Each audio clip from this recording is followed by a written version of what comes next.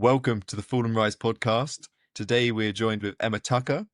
Emma, please introduce yourself.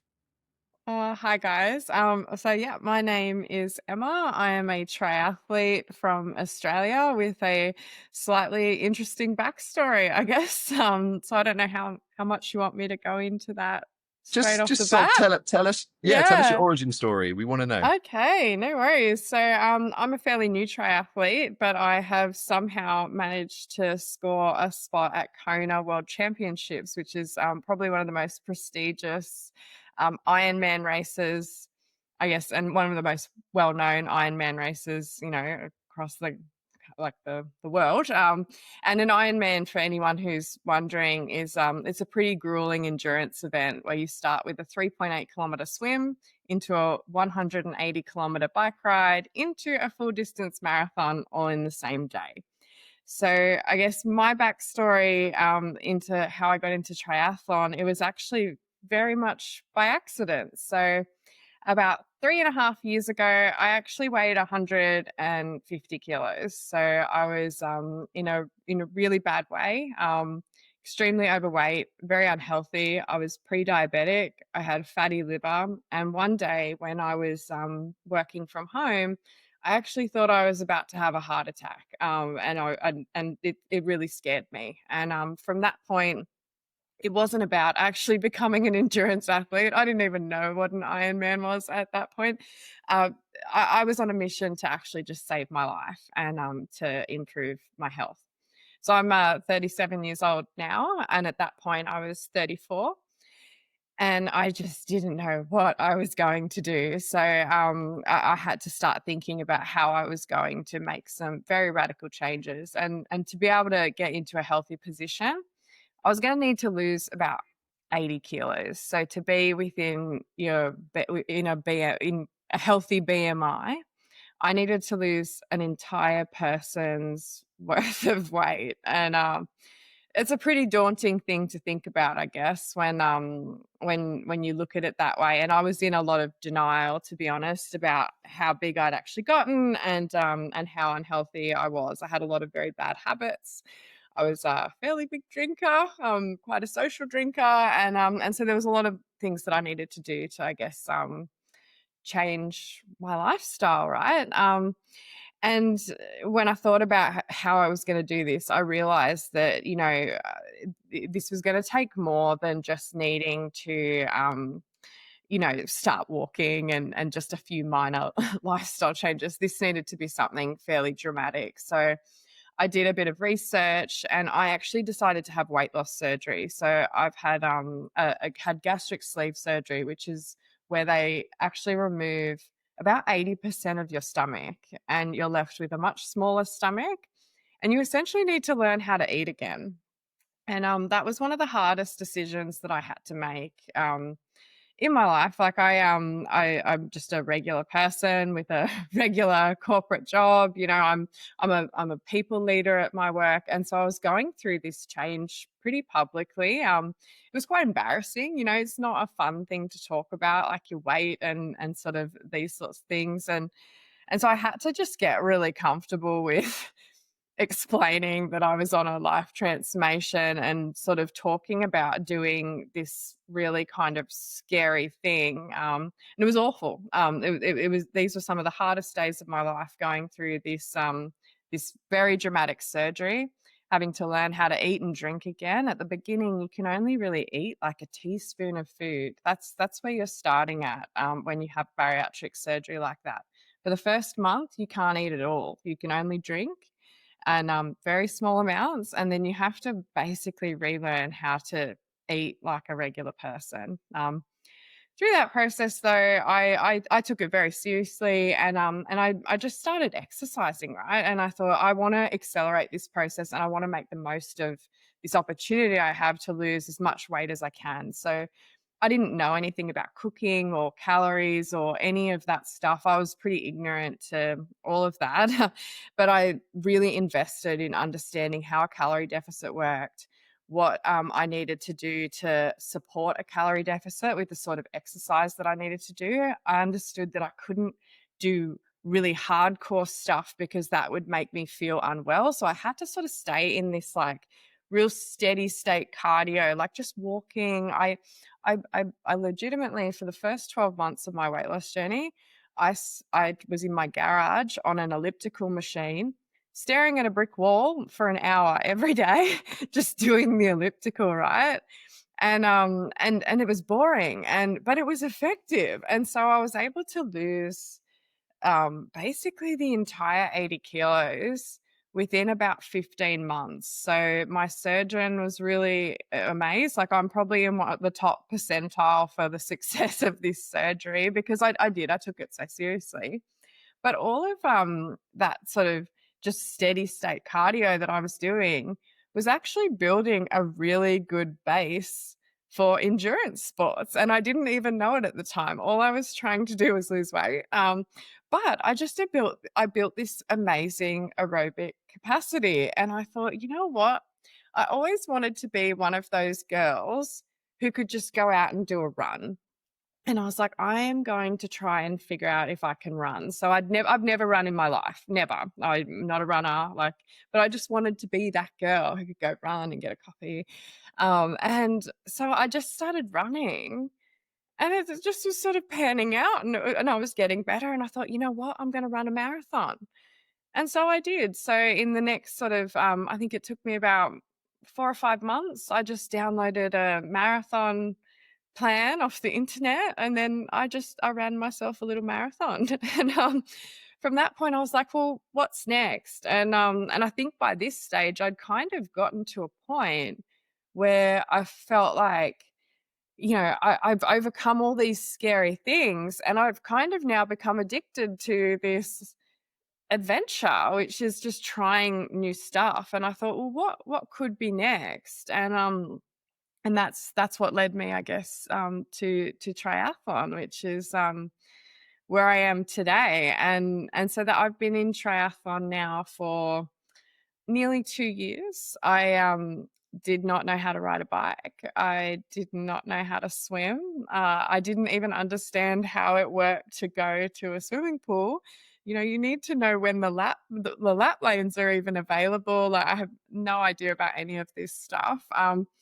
But over the last 2 years, I've just progressively taught myself how to become a triathlete, and I started really small. So I had just a very regular bike. I downloaded a plan off the internet to do a bit of triathlon training, and I did some very small triathlons to start with, eased my way in, and then decided that in 2024 I would do a half distance Ironman. So I started training for that. And for those who want to know what that is, it's a 1.9 kilometer swim into a 90 kilometer bike ride into a half marathon. So I decided that I wanted to do a full distance Ironman, but I knew that it was going to take me more than 12 months to get there. And I had to learn so much. So I thought I'll start with a plan to get me to a half Ironman, and I'll see where I go from there. So I did it all wrong. I went in really hard. I thought I was a pro because I'd run a marathon. I was like, oh, I can do this. That's fine. I didn't really understand the toll that endurance sports had on my body. I didn't understand the fueling requirements that I had. I was still kind of stuck in that weight loss phase of, I wasn't fueling correctly. And what ended up happening was I just did way too much on not enough fuel. And I actually ended up with a stress fracture before the half Ironman.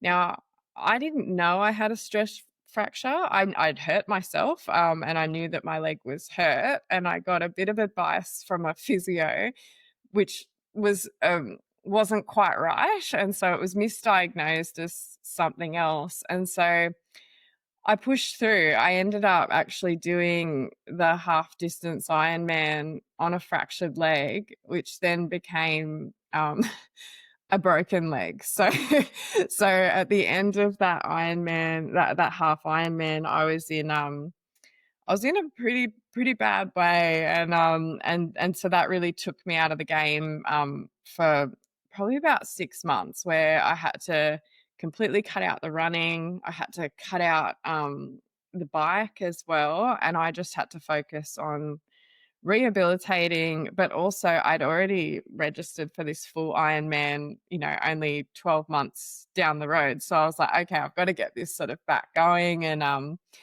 figure out how I'm going to, recover from this leg injury. I then developed DVT. So I got a DVT clot from my broken leg. So some complications, which then turned into like a lung situation, which then extended my recovery. And that's when I realized, okay, I am bad at this. I need help. And I got a coach. And so I had I like to say about maybe 6 months to train for the full distance Ironman, coming back from, my pretty severe running injury. And we started in December 2024, and my first full distance Ironman was this May, so it was only a month or so ago. And my training was rough. So I was plagued with continual running issues. I never was really able to get my running to a point where you kind of need it to be for an Ironman. So you think about it, like the run on an Ironman is, it's a marathon, and it's after doing such a huge bike and a swim.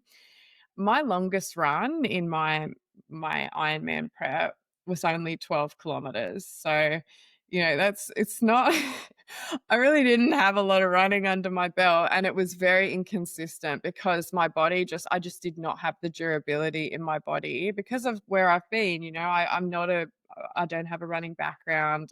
I had the injuries. I've been really overweight, like I am just not although I've got the aerobic capacity and the engine for it, my body is like, "Hey, what are you doing? This is not it." So anyway, I had to just have the mental strength for it and go, "This is gonna be whatever it is." I've got a bit of an Instagram presence, so I've shared my entire journey with a lot of people, and I just thought, "I have to go through with this now, even though I'm a bit underbaked." I'm my name is M's to Ironman on my Instagram, like I have to go and do the Ironman. So anyway, the Ironman day rolls around. I'm pretty nervous, but I'm ready to get into it, and I'm so nervous about the run. That was where I guess the biggest concern was for me. The weather was poor. The weather was really not great. And then on the morning of Ironman, we all woke up to a text message, oh, sorry, to an email that just said, "Oh, due to the poor weather conditions, the swim is cancelled." So, this is something I've been working towards for years, years. This has been years in the making. And then to find out that I was still going to need to do a 180-kilometer bike ride into a marathon with basically no really underbaked running prep. Like this was going to be a grueling day for me, and to not actually earn the title of an Ironman at the end of it, it was absolutely heartbreaking. I tried really hard to keep a positive spin, and to keep myself in a good mental space, but it got to me, and I was pretty upset. And what happens when the swim's cancelled in a Ironman triathlon? They start you in a time trial start on the bike. So basically, per your bib number, so you all got like a number which is your race number. Um, you just go out as per that race number, and I had an extremely high race number. So it meant that I was one of the last people to leave transition. I was right at the back. And so I had to sit there for hours waiting for my turn for the bike to go. It was getting hotter. It meant that my race was gonna go for longer. It was gonna take, I was gonna be there later, and it, I really just had to sort of get my attitude in check. I had so many people there who had gone to, it was in Port Macquarie, which is a country town in Australia, like a coastal town, probably about 3.5 hours out of Sydney. So I had so many people travel up there to support me and to support me do something like a not even really an Ironman. But look, the moment I got on the bike, I just thought, I'm here. I'm going to do it. I'm going to give it my best shot. And I ended up having a really beautiful bike ride, and I enjoyed the whole thing. It felt comfy. I felt prepared, and I was like, okay, I'm doing it. It's not an Ironman, but I'm doing something. And I got to the run, and I was really nervous, and the weather had been bad, so it was really muddy, and so I spent a long time sort of cleaning my feet off and getting myself ready, and I was very nervous to even get out on that run course, but something just came over me during the run where it all just started working, and I had a run strategy because my running had been so impacted by injury, and I was underbaked.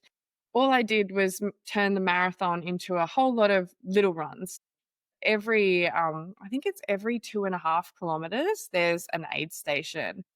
So all I did was just run to each aid station and then walk the aid station where there's drinks and food and little things that you can have. And I'd, have whatever. And then I'd run to the next one and then run to the next one. And I just was able to keep that up for about 30 kilometers before I was really hurting. So I was like, okay, this is going all right. And I made it. I made it to the end.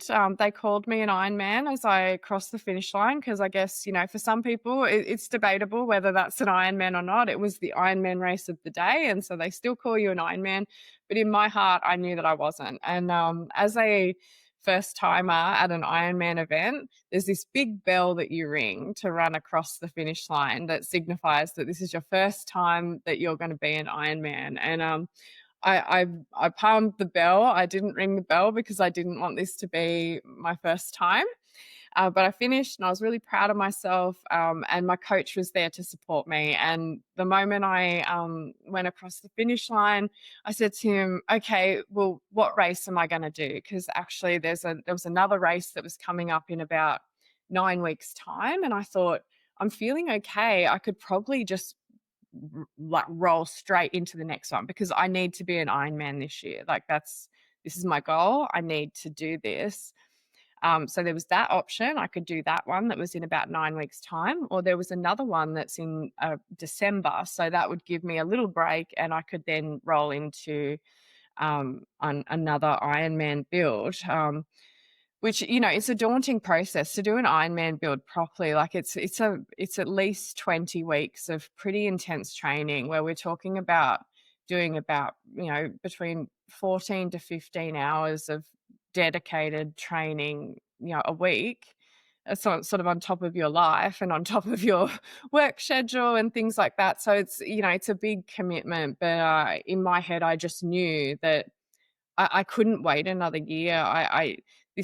I've been going so hard at this, and I want to be an Ironman this year. And he said to me, "Well, have you considered roll down?" And I'm new to Ironman, and I'm new to triathlon, and so I didn't even really understand that process. But basically, what he was saying was that world championship spots, so to go to Kona and to represent your country for Ironman, they're allocated at some of these events, and at the one that I was doing, there were quite a number of spots that were allocated to women, and I came eighth in my age group, and so the first two people in each age group automatically get to go to world championships. But if they don't take those spots, because you can imagine there is quite a financial burden, it's a big commitment to say, okay, I'm going to go to Hawaii and do an Ironman race where I don't even get paid for it. Like I am just doing this because it's an extreme hobby, an extremely expensive hobby.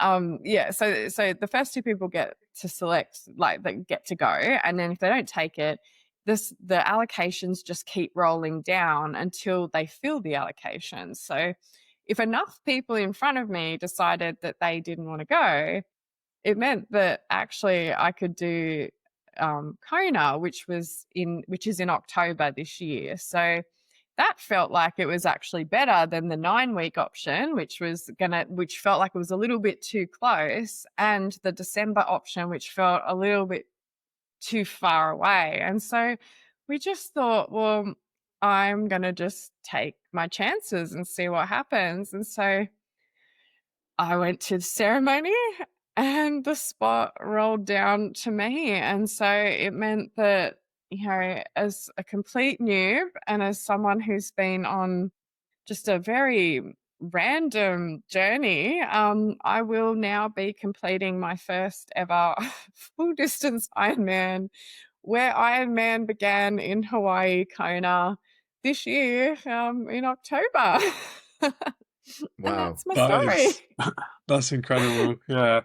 So mindset wise, how did you keep going when it was really tough? From your first like couple days after the surgery, your first time like on the elliptical, your first run, finishing that first marathon, and then your 70.3, and then your Ironman. How does like your mindset?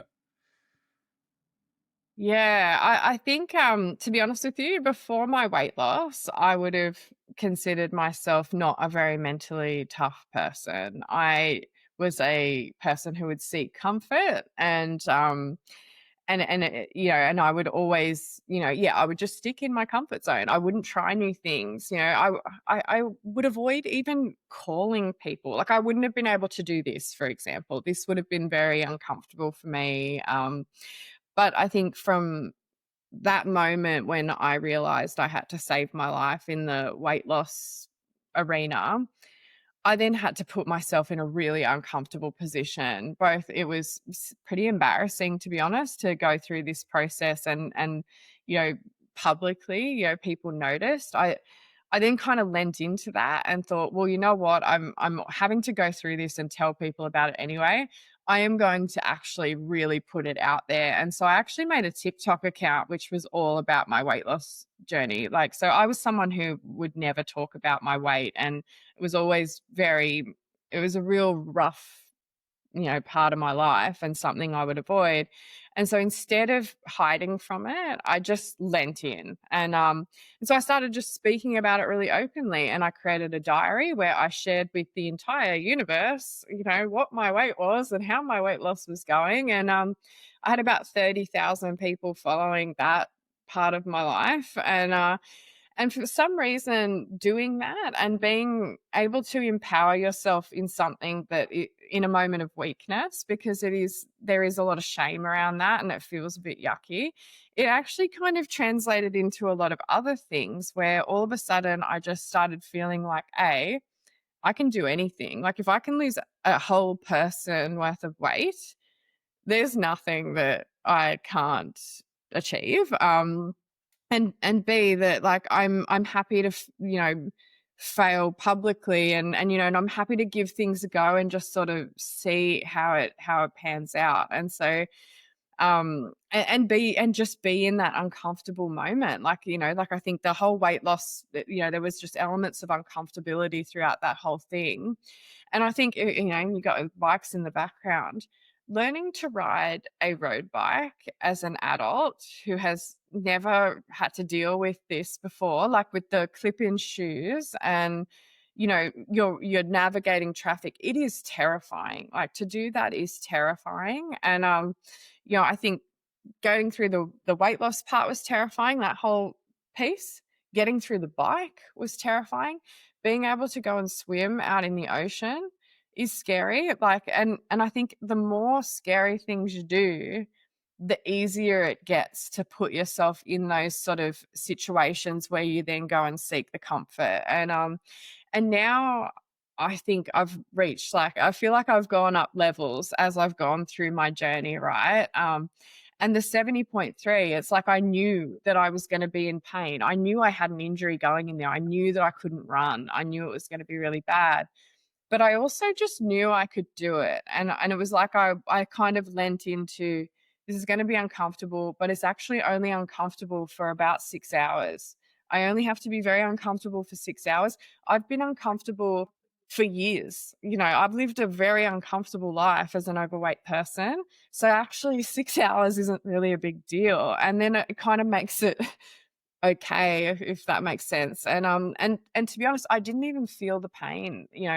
Running on a broken leg and riding on a broken leg, I was able to just mute that until I crossed the finish line, and it was real bad. But yeah, and then even today, I think I look at where that level is, and through training, like sometimes the training is a slog and it's hard, and you think, oh, can I even do this? But there's just something, it's almost like I seek that out now and go, "Oh, this is good. This is actually good that I feel this way because I can work through it." And it's all brain training. Like, I think the best example is when I go to the pool. When I see sometimes the pool, I swim in a 25-meter lane, and there might be 6 or 7 people in there doing who knows what. Like, it's very unstructured in there, and so it means that your swim session is just absolutely impacted. And in the triathlete world, that is just one of the biggest bugbears around people swimming in the wrong lanes and it just becoming really difficult and having to share lanes. But whenever I see that now, and it used to really bother me, I'm not gonna lie, but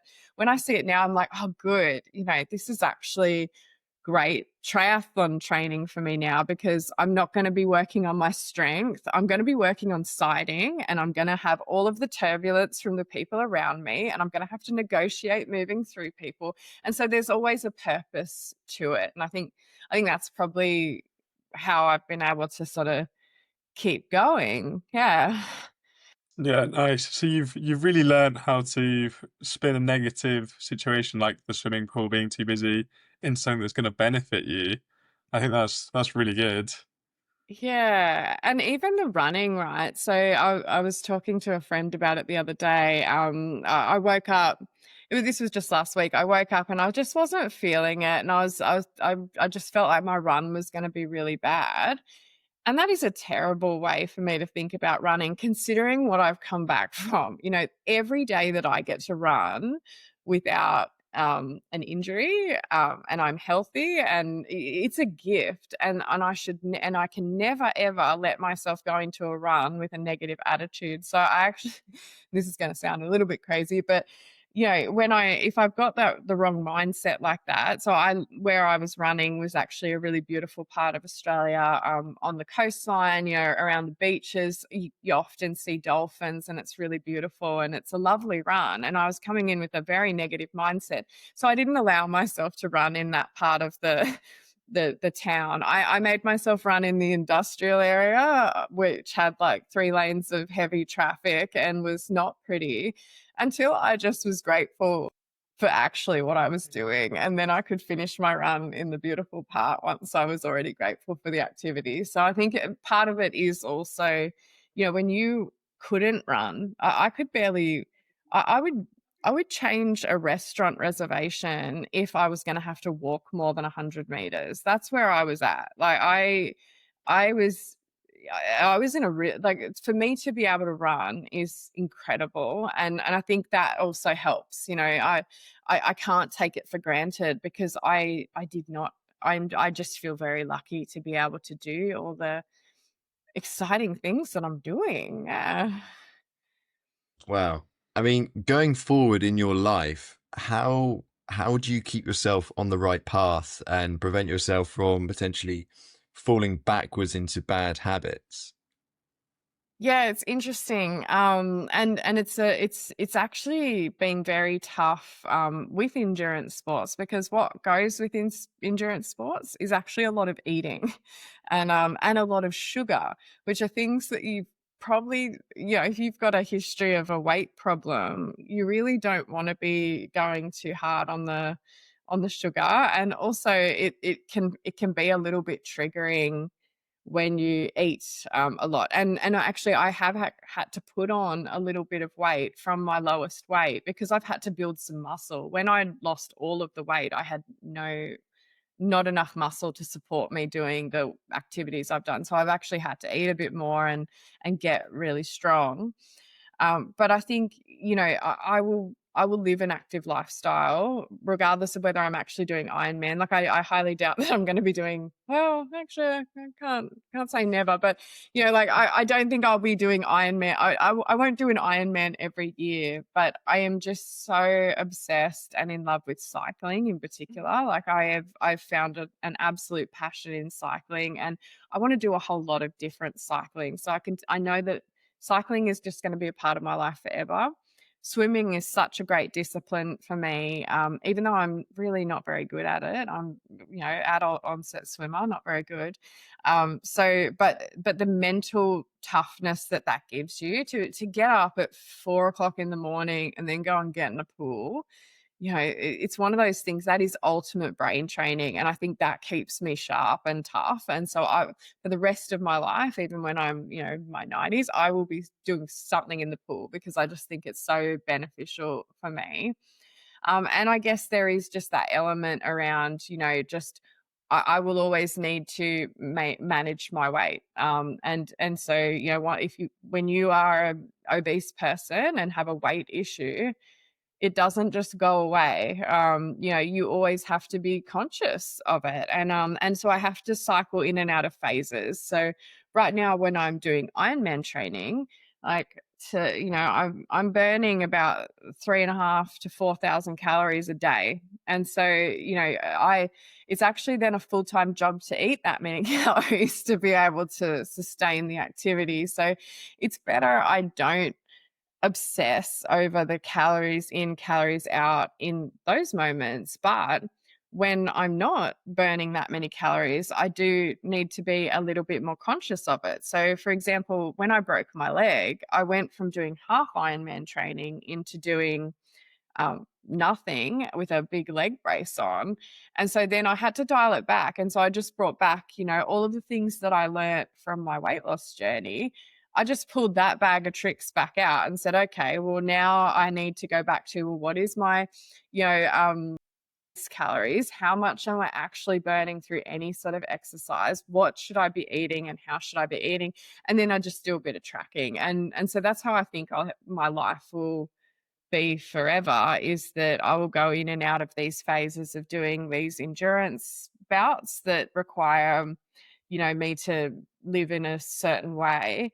But then, you know, you can't be operating at that level forever. So I'll probably dip out and then, you know, maybe have to just be a little bit more conscious about it. But I will never go back. I know that for a fact, that it's like I am a different person now.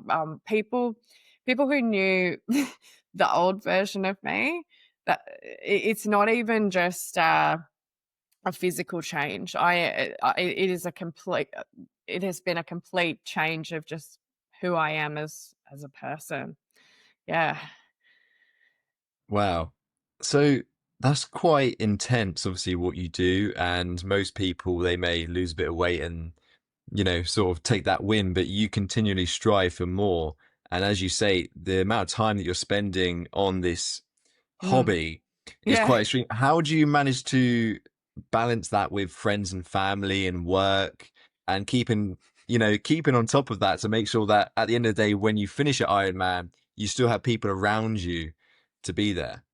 Well, it's funny, because not very well. So it's constant learning. So I think one of the biggest lessons that I learned through my first Ironman build was that, you know, I think you've got balloons, right? If you imagine you've got these balloons in the air, and one of them is your training, one of them is your friends and family, and one of them is your work. And you need to somehow keep all of those balloons in the air, right? I would say that my work balloon was like popped on the floor. My friends and family was like teetering on the edge. You know, like it had gotten rough. Like my poor husband, he barely would see me. You know, and it's not great. And so I know this time around, actually, I need to do things a little bit different. I think with this new mindset that I have, I get really fixed on a goal, and so I'm lasered in, and nothing is going to stop me from those things. But I have to look at the goal slightly differently and say, okay, my goal is actually to keep all of the balloons in the air this time, and so that's the attitude that I'm taking into this Kona build, is that potentially my training, I might not be as on point with my training some days, because some days life is going to have to take priority. Where the last build, we have these apps. There's an app that we use called Training Peaks, and it's where the coach pops in all of our training. And when you do the training, like your Garmin watch, like it loads the stats in, and the box where the training is, it either turns green, red, or amber, depending on how you did the training, right? So my last build, all green. It was my 100%. It was like the training would get done, and whatever happened underneath it, doesn't matter. But this time around, I'm going to be more willing to accept imperfection, because I need to keep all of those balloons in the air. So it's a work in progress, and it's tough. It's very tough though, super tough. Yeah, so Ironman Kona is probably one of the most renowned Ironman and also one of the hardest. Mm. What's your training looking like for it? Yeah, I'd say it's actually really interesting this time around. So my coach and I had a phone call about it, and so at the moment so I'm about 17 weeks out. So I'm really just sort of in that base building phase, and I am actually starting a new job. So I'm going to have some additional stresses going on, and so we're just going to keep it pretty light for the next 3 weeks. But then as we get closer to Kona, we start a whole lot of things that are completely new for me, which is all about heat adaptation. So in Australia, we are in winter and it's quite chilly, and nowhere near as chilly as where you guys are. But for me, it's very chilly. And Kona is going to be really hot, and it's also going to be really hilly. And it's a hilly run course, and it's a hilly bike, and the swim. So in most Ironmans, the swim, you can wear a wetsuit, which keeps you a lot more buoyant. So for people like me who is a bit of a dodgy swimmer, it makes it heaps easier.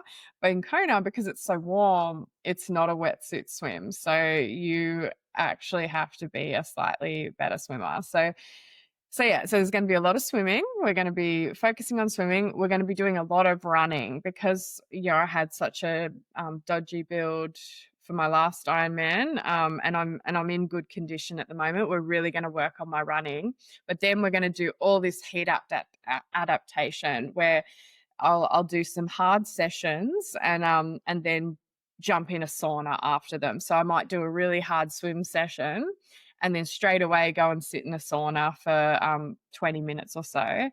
And then I'll do some active heat sessions where that might be running with full jumper and trackies and, sort of sweating it out, or on my stationary bike, wearing a bit of a hazmat suit, a sweatsuit, and just sort of trying to get my body used to being that hot, and sort of, being able to function in that heat, because your heart rate is obviously a bit higher, your fueling needs are a lot different, and for me that's something I really am going to have to work on. I think I was lucky in my last Ironman because it was quite cool that fueling wasn't as crucial. So if you made some mistakes there, you weren't sweating as much, you were kind of okay. But I'm going to have to be really on the fueling, definitely the hydration, because that's what will get me straight up. And for someone who's got a bit of a small tummy, like it's hard for me to take on a lot of liquid at once. So it's something I'm going to have to just sort of work on. Yeah. Yeah, is there any part of the course you're really excited to do or really nervous to do in Kona? Yeah, so as even though the swim, look, I'm not good. I'm not a good swimmer, biker, or runner. I'm very mediocre at them all. But swimming is probably my worst, I would say. But I am most excited about the swim. It's the clearest water. Apparently, you can see a lot of marine life, and everyone who has described the swim to me has just said that it's really magic. I've been to Kona before. I know the road, the highway that we go on for the bike course. There is a massive hill that you need to climb, and so I'm probably worried that not that I'm a bad climber, like I'm not too bad. But yeah, that does worry me. And then yeah, look, a hilly run course. I'm going to be, I'm not going to be breaking any records here. I know that it gets quite dark out on the run course as well. But like, I don't think I'm worried about any of it. To be honest, I'm honored that I get to do this. I'm excited to go on such an amazing adventure, and I'm going on it with another triathlete, so someone who I've just met through triathlon. So the two of us are going together, which is going to be super fun. Um, Actually, you know what? The thing I'm most worried about is actually transporting my bike in a bike box. That's really scary for me. If something happens to my bike, I'll be really sad. But I'm trying to get all the right things to make sure that nothing happens. But yeah, logistics are probably the thing that worries me the most. Which bike are you going to take to do it? Yeah, so I have two bikes. I have a road bike, which is bright pink, which is her name is Barbie, and then I have a time trial bike, which is lime green and pink, and that one's name is Ken. And so Ken will be the bike who will be coming with me to Kona. Yeah. That's amazing. Yeah. Yeah. So going forward in your life, obviously at the moment you're very focused on, you got your new job coming up, you're trying to obviously balance all the balloons as you were saying, you've got Mhm. your Ironmans. You say you're obviously not intending necessarily to do Ironman for the rest of your life, but you always want to be active. Where do you see taking yourself in the future? Where do you see yourself going? What are you going to be doing in a few years' time, 10 years' time? What is your plan to Yeah. progress?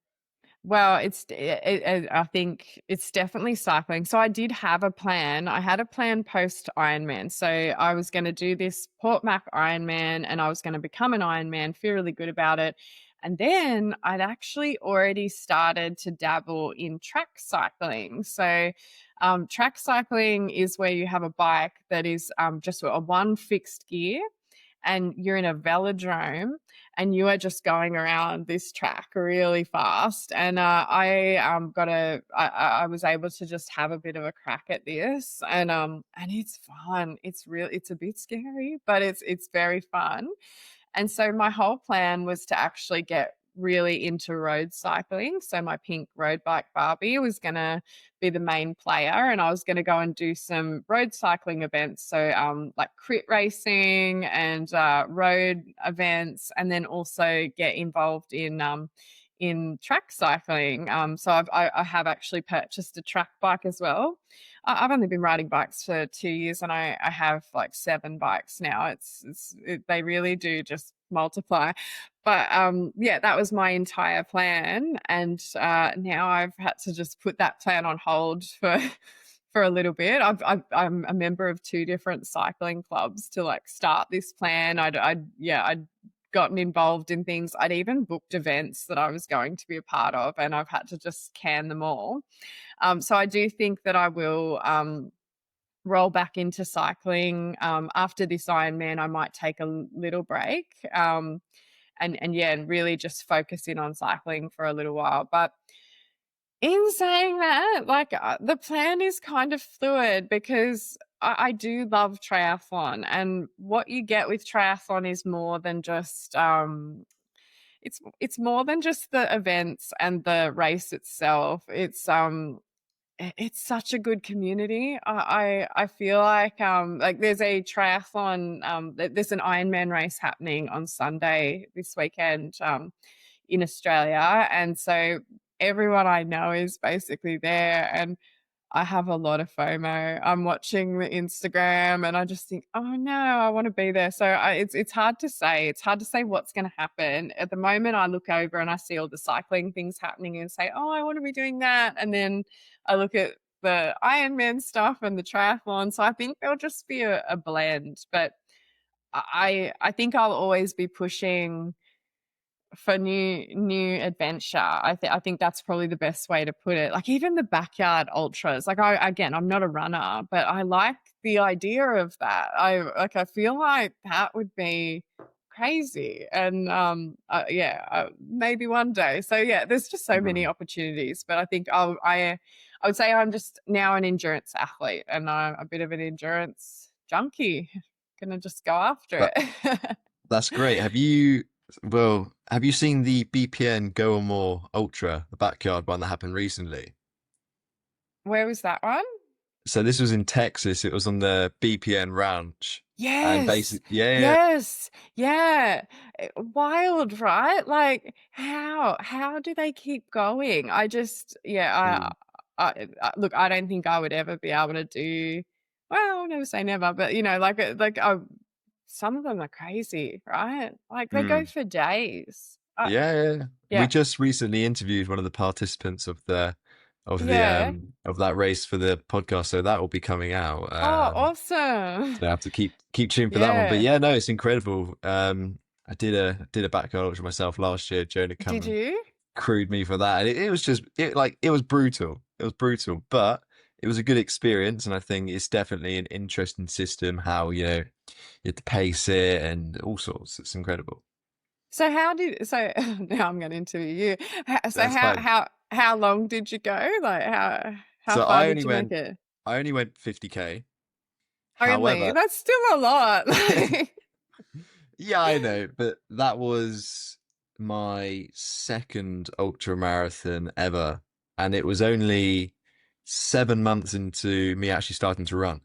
That's Whereas, amazing. yeah, thank you. So hopefully nowadays I could go a bit further. I did a 50 Yeah. mile run at the weekend, um, Wow. and Okay. I'm trying to get the 100 mile run under my belt whilst I'm 18 still. So Wow, that's yeah, amazing. Oh, how but perhaps if exciting. there's some good backyard ultras out in Australia, maybe it's worth a Yeah. trip. It's definitely worth a Yeah, trip. do it. Have you ever Oh, thought that's about doing great. an ultra marathon? Look, yeah. So there is also this other event called Ultraman, which is it's Ironman for the crazy, and it goes over a number of days, and and the distances are just absolutely wild. So you're looking at like a 10-kilometer swim into like a 100K bike ride, and then like you're on to I think like a 300-kilometer bike ride or something crazy, and then onto an ultra marathon, and it's a 3-day event that goes so like I'm new to it, and I'm just sort of like peeping over it at the moment, but and it's very out of reach for me at this stage. But there's something about running. So when I did my marathon training, honestly, I've never felt more joyful in an activity. It's like something about getting up early and just going for a run. And when it goes good, it's better than anything. And like I love the bike, and and I tolerate swimming, but there is just something to running. So I think I would like to do an ultra. And as I said, yeah, I'd be very interested in that backyard one, because the stopping, I feel like that would be such a psychological thing to have to keep stopping and starting. I don't know. I feel like that is almost harder than just continuing, right? Yeah, Like, 100%. And that's the thing with mm, those kind of races is that there's two ways where you can get out. You either don't make it back, so you physically don't have the ability, or a lot of yeah, people quit when they're in the chair. They don't want to get up and go another lap. yeah, So yeah, it's interesting because it has that mix of the physical ability to be able to do the run, but equally, if you don't want to get up, it's that mental side of it, which is sort of yeah. what makes it interesting. It's so interesting. And to do that through the night, the ones that go for days, the people who are there for 3 or 4 days, and there's no end in sight. It's not like there's a finish. It's just sort of last man standing. It's absolutely it is crazy stuff. Yeah. So I can't see myself being a multi-day runner, but I definitely would like to give one a crack, and just to see where that limit is. So where how did you finish yours? Was yours I don't want to get out of the chair, or was it a didn't No, make it so back? this lap, so each lap was 4.2 miles, as is everyone, Yep. but this course had 750 foot of elevation gain per My lap. God. So it was fairly No hilly. way. And basically what happened was it rained the whole time. And I made it back onto my last full lap with 3 seconds to spare. Because essentially you have to be on the start line ready to go Yeah. on the hour, and they blow a whistle at 3 minutes, 2 minutes, and 1 minute to the hour. And I literally ran past Jonah, grabbed something out of his hands, like a almost like a baton or like a relay baton, and made it in with 3 seconds to spare. So I set off onto my last lap, which made it the 50K ultra. And I knew at this stage I was done. So I basically hobbled around. So my Oh. ending was 3 o'clock in the morning, absolutely tipping it down. Head torch is dead. It was so dark I couldn't see my hands in front of me. Mm. And there's just a video somewhere of me with this faint little white light just in the distance as the rain's pelting it down. And my finish line was a well done from a man sat in the side of a van. Oh, Um, wow. and then I didn't even, because it's a last man standing and there's only one winner, you don't even get a medal. So No. what I got for running 50 kilometers was a little coaster which had the name of the Backyard Ultra and DNF on it. Oh, no. Is that what they So give you? yeah, I mean, you've got people out here doing 5K runs and getting a nice medal, and you That's go do right. 50K brutal terrain. It was just awful experience, and you don't even get a medal. But that's what it's about.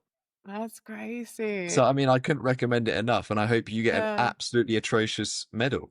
Yeah. Because that's what it's all about. That's Yeah, so it's a good. very different finish to an Ironman one where you've got Yeah. them calling out your name, the crowds. Mm. I mean, at Kona, Fireworks. that'll be It's a incredible in Kona. it will. Oh, it'll be so good. Look, I don't think anything can top what happened to me at the one that I just did though, because I had arguably the best support crew anyone had at any Ironman. So I had a large group of people all dressed as unicorns who actually became part of the Ironman spectacle, like in these giant inflatable unicorn suits. It was quite a scene. And like Kona, I won't actually have many people there supporting me. So like it'll be a real personal thing, but it's gonna be so beautiful. Yeah, it'll be great.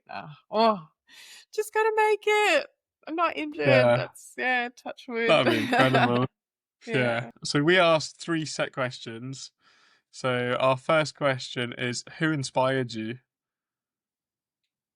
Oh, look, I don't think anyone. So I haven't looked at anyone and said, yeah, I want to be like that person. I started this just wanting to save my life. Like that was legit what it was. And so yeah, I don't think I really had anybody who I looked at and said, I just want to be, I want to be like that. It was really more from within that, I needed to make a fundamental change. Yeah. Yeah. Yeah, our next question is, if your younger self could see you now, what would they say? They wouldn't believe this. Particularly like my sort of 18-year-old self who was basically just out partying and doing all sorts of bad stuff. But I think my younger self would be super duper proud of who I am today. I am definitely the best version of myself so far. Yeah. Wow. And the third and final question we have for you is a message for the listeners. Well, look, I think if my story can, teach anyone anything, it's that it is never ever too late to make a total 180 on your life. Anything is possible if you want it. You just have to work for it. And, you know, a lot of small actions can turn into like a really big thing. So just start and see where it takes you. Well, Emma, that's a very inspiring conversation. And thank you so much for giving us your time. That was Thank amazing. Thank you. you. Yeah, no worries. Well, that was fun. Appreciate it. It's fun to That was be a amazing. guest.